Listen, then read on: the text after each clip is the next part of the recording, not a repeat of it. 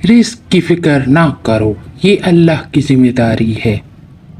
آخرت کی فکر کرو، یہ تمہاری ذمہ داری ہے۔ اللہ تعالیٰ کبھی دو مخلص لوگوں کو جدا نہیں کرتا، جدا تب کرتا ہے جب دونوں میں سے کوئی ایک منافق ہو، اور اللہ کبھی مخلص کو منافق سے نہیں جوڑتا۔ اسلام اتنا خوبصورت مذہب ہے کہ غور سے اذان سننے سے ڈپریشن دور ہو جاتا ہے، طلاق مرد دیتا ہے اور داغ عورت کے ماتھے پر لگتا ہے، چاہے اس عورت کا قصور ہو یا نہ ہو۔ مرد سے کوئی نہیں پوچھتا بیٹا تم نے اپنی بیوی کو طلاق کیوں دی ہے، لیکن عورت کو قدم قدم پر احساس دلایا جاتا ہے کہ تم ہی بیوی بننے کے لائق نہیں تھی۔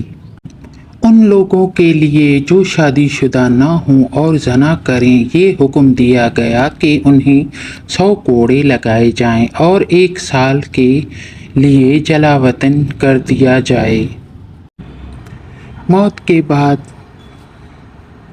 مردے کے جسم میں بدبو پیدا کی، ورنہ کوئی اپنے پیاروں کو دفن نہ کرتا۔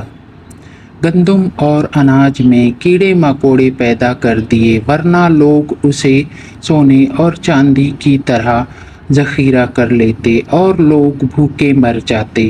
مصیبت اور دکھ کے بعد صبر سکون دیا، ورنہ زندگی کبھی خوشگوار نہ ہوتی۔ میاں بیوی کا رشتہ 3 باتوں کی وجہ سے مضبوط ہوتا ہے۔ پہلی بات اعتبار، دوسری بات محبت، تیسری بات سب سے اہم بات احساس۔ اگر ان تینوں میں سے ایک بھی آپ کے رشتے میں نہیں ہے تو یقین مانیے آپ کا رشتہ کھوکھلا ہے۔ اللہ سے اپنا رشتہ اتنا مضبوط کرو کہ تمہیں کسی کے سہارے کی طلب ختم ہو جائے۔ اور بے شک اللہ کا ساتھ سب سے بہترین ساتھ ہے۔ وہ نبیوں کے جھرمٹ میں سلطان بن کے جو آگے کھڑا ہے وہ میرا مصطفیٰ صلی اللہ علیہ وسلم ہے۔ دنیا میں آج تک بن دیکھے کسی کے اتنے چاہنے والے پیدا نہیں ہوئے جتنے چاہنے والے نبی کریم صلی اللہ علیہ وسلم کے ہیں۔ رسول کریم صلی اللہ علیہ وسلم نے فرمایا، حسن اور حسین اہل جنت کے جوانوں کے سردار ہیں۔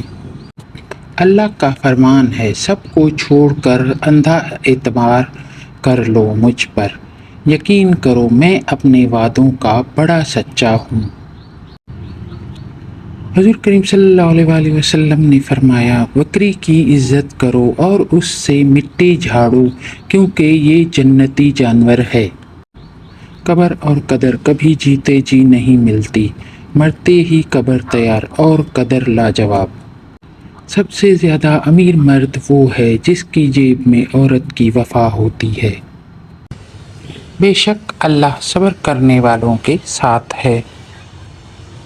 اگر محبت کے 100 حصے کیے جائیں تو 99 حصے ماں کے حق میں آتے ہیں۔